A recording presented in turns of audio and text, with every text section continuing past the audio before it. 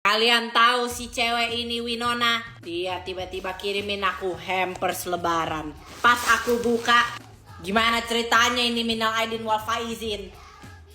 Kongsi-kongsi nih facai. Ayo kita buka kira-kira isinya apa.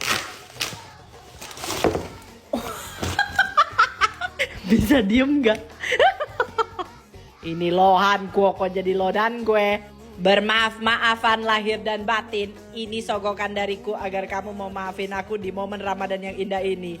Masalahnya satu, kita aja belum pernah ketemu Winona. Tapi ya udah aku maafin. Widih, apalagi ini. Baca sendirilah, pause aja. Widih, THR. Isinya berapa ya? Mohon maaf, ini nenek bunting juga tahu. Apalagi ini. Ngakak banget. Oke, sekian, terima kasih Winona untuk hampers yang sangat random ini. Aku juga mau bilang mohon maaf lahir dan batin ya.